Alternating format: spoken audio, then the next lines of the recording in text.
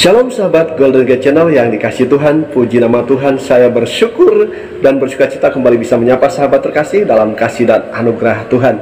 Ya sahabat dikasih Tuhan, saya selalu berdoa dan berharap agar sahabat senantiasa dalam keadaan baik dan sehat dan senantiasa diberkati oleh Tuhan kita Yesus Kristus.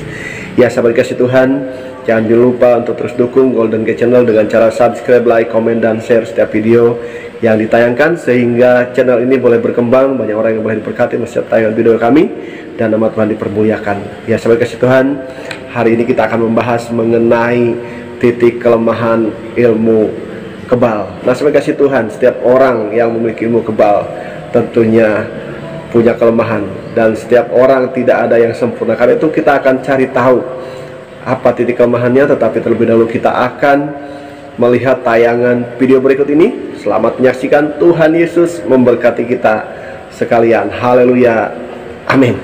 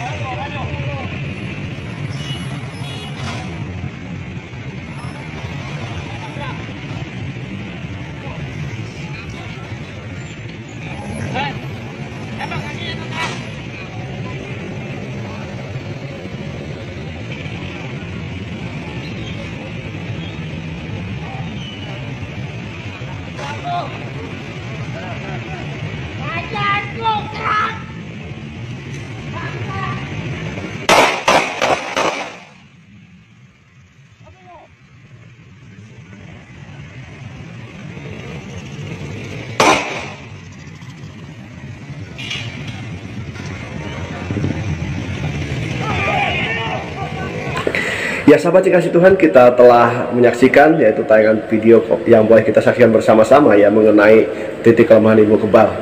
Selanjutnya sahabat dikasih Tuhan, kita akan menyimak atau kita akan mendengarkan penjelasan dari hambanya Evangelis Daud Tony mengenai titik kelemahan ilmu kebal.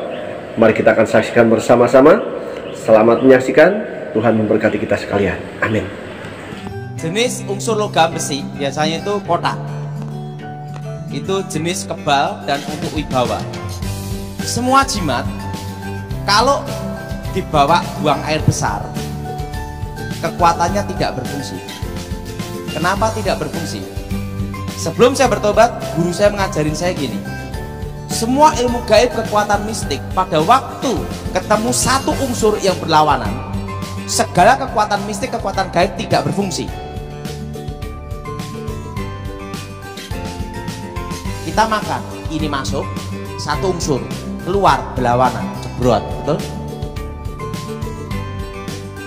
Makanya orang punya jimat kalau buang air besar, taruh dulu baru nongkrong. Kenapa? Satu unsur jelas?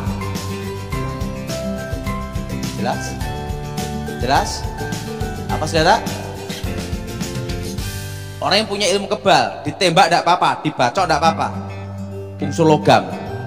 Lawan dari logam biasa ada logam mulia. Tembak proyektil peluru dari emas. Jedor, tembus. Jelas? Nah, itu apakah ilmunya keluar? Tidak. Kekuatan tidak berfungsi aja. Kutukan tetap berjalan. Orang punya ilmu gaib mati susah. Mandiin daun kelor, mati dengan tenang. Lawan dari kehidupan adalah kematian. Arti kelor, arti mati. Pohon kemah. Jelas? Jelas? Nah, orang punya ilmu kebal, ditembak ada apa, baca ada apa.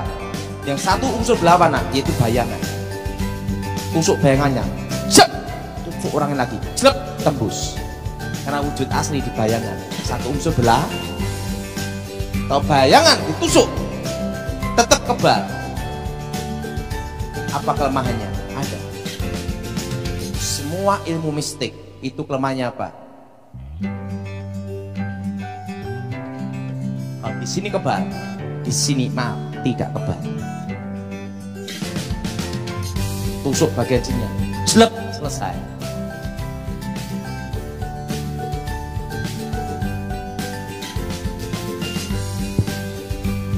Jadi Tuhan itu adil.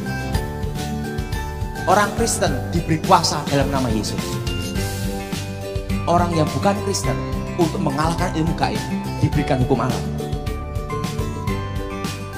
Sehingga tidak ada kejahatan yang sempurna. Orang sekebal apapun, bagian sini tidak bisa kebal. Kecuali dia menguasai ilmu aji besi kuning. Semua ilmu besi kuning, seluruh tubuh itu kebal semua. Termasuk sini kebal, sini kebal. Tetapi yang tidak kebal adalah apa? Pasti di bagian kaki kirinya ada setitik. Kalau menguasai ilmu besi kuning, ada titik hitam. Dan titik hitamnya itu pasti tembus. Makanya kalau mengalahkan orang punya ilmu kayak saya, sebelum saya tobat dapat dibocorin loh. Nah, setelah saya tobat baru saya bocorin. Kelemahan saya itu adalah apa? Seluruh tubuh saya itu kebal, tapi di kaki bagian kiri itu ada titik hitam yang tidak kebal. Makanya saya itu ini nah, ini tebus sampai sini. Kalau orang menguasai ilmu apa? Besi. Nah, yang itu. Jadi semua unsur mistik itu tetap ada hukum A. Jadi orang kebal semuanya pasti bagian kakinya ada titiknya. Dan bagian titik itulah yang diserang. Cek langsung.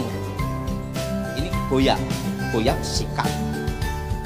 Makanya dulu sebelum saya bertobat itu tidak boleh bocorin. Rambut kebal, semua kebal, sini semua kebal, hanya situ yang kebal. Artinya apa? Tidak ada yang sempurna. Jelas? Tapi untuk tahu kelemahan saya seperti ini susah. Kalau saya tidak bocorin sendiri. Makanya saya dulu selalu pakai alas kaki. Supaya apa? Dan nanti pas aku tidur dikasih kawat berduri, jelek, aduh. Tidak ada yang Nah, yang pertama, kalau orang tuanya punya ilmu gaib, anak cucunya itu kena kutukan, sering sakit-sakitan, rumah tangga hancur. Karena ilmu mistik itu mengambil hawa dari tubuh keluarganya, namanya inti kehidupan. Tetapi kalau anaknya itu percaya Yesus, dia terlepas dari kutukan itu. Pak, kalau tidak percaya gimana? Kutukan berjalan. Yang kedua, tentang setan. Setan itu ada di mana-mana. Saya beritahu, setan itu ada di mana-mana. Betul? Kalau kita percaya Yesus sungguh-sungguh, setan tidak ada dalam diri kita. Itu yang benar. Tapi menggoda kita, dia berusaha. Karena setan ada di mana-mana.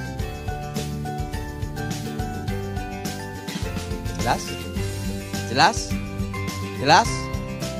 Nah, jadi kalau ada orang ngomong, saya lihat setan ini, nah setan lewat kan banyak. Betul?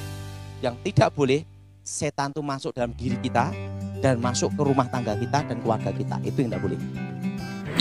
Ya puji Tuhan, sahabat Golden Gate Channel yang dikasihi Tuhan, kita bersyukur dan kita sungguh diberkati melalui setiap firman Tuhan dan juga penjelasan yang disampaikan oleh hambanya Evangelis Dotoni mengenai yaitu titik kelemahan ilmu kebal. Sahabat yang dikasihi Tuhan, banyak orang yang mungkin berpikir ketika dia memiliki ilmu kebal, ya dia akan menjadi orang yang disegani, orang yang dihormati, orang yang ditakuti, sehingga banyak cara dilakukan, mungkin dengan mencari cara supaya bisa mendapatkan ilmu kebal atau mendapatkan jimat-jimat untuk kekebalan.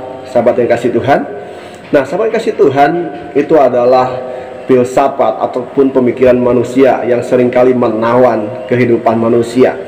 Dalam hal ini sahabat yang dikasih Tuhan, firman Tuhan sudah memberikan satu peringatan. Demikian bunyinya di dalam Kolose pasal 2 ayatnya yang ke-8.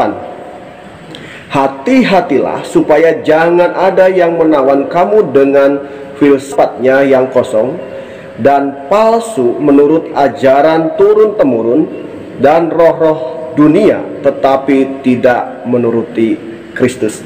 Sahabat yang kasih Tuhan, ya tentunya hal seperti itu bertentangan dengan kebenaran firman Tuhan, ya, dengan ajaran Kristus. Ketika orang mencari ilmu kebal atau mencari jimat-jimat, berarti dia tidak mengandalkan Tuhan, dia tidak percayakan kuasa Tuhan, dan dia percaya kepada kuasa yang lain.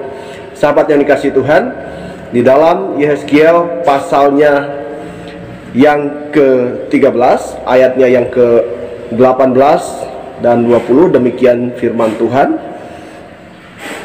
Katakanlah, beginilah firman Tuhan Allah, celakalah dukun-dukun perempuan yang mengikatkan tali-tali jimat pada semua pergelangan dan mengenakan selubung pada kepala semua orang, tua ataupun muda, untuk menangkap jiwa orang.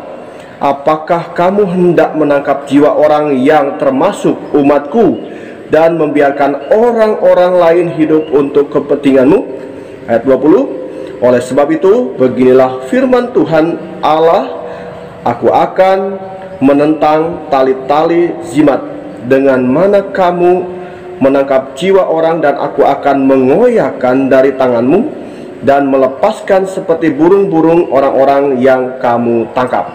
Nah, di dalam firman Tuhan ini ternyata banyak orang-orang yang terpengaruh, ya, dengan jimat-jimat, yaitu dengan ilmu-ilmu. Sahabat yang kasih Tuhan, dan Tuhan sangat mengecam keras kepada orang-orang yang memberikan pengaruh tersebut. Sahabat yang kasih Tuhan, jangan sampai terpengaruh kita dengan yaitu kepercayaan-kepercayaan ataupun ajaran-ajaran ataupun keyakinan-keyakinan, ya, yang berhubungan dengan ilmu gelap, berhubungan dengan yaitu kuasa gaib, kekuatan gaib, ya, dengan ilmu-ilmu kebal. Percayalah, perlindungan Tuhan sempurna atas setiap umatnya yang senantiasa berharap hanya kepada Tuhan. Karena itu sahabat kasih Tuhan, janganlah mengandalkan yang lain, janganlah mengandalkan jimat-jimat, janganlah mengandalkan jampi-jampi, ya, janganlah mengandalkan ilmu-ilmu kebal dan lain sebagainya. Andalkanlah Tuhan dalam hidup saudara.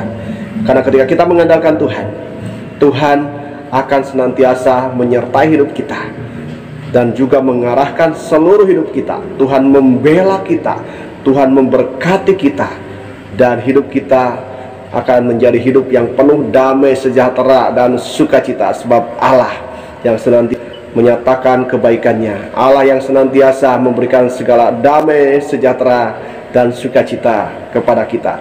Sahabat yang kasih Tuhan, demikian penjelasan hari ini. Jikalau sahabat diberkati melalui setiap penjelasan dan juga setiap yaitu firman Tuhan yang disampaikan, tinggalkan komentar di kolom komentar, dan juga masukan apapun yang bisa membangun channel ini, sehingga channel ini boleh berkembang, boleh menjadi berkat bagi banyak orang, dan nama Tuhan Yesus dipermuliakan. Terima kasih sahabat, Tuhan Yesus memberkati kita sekalian. Haleluya, amin.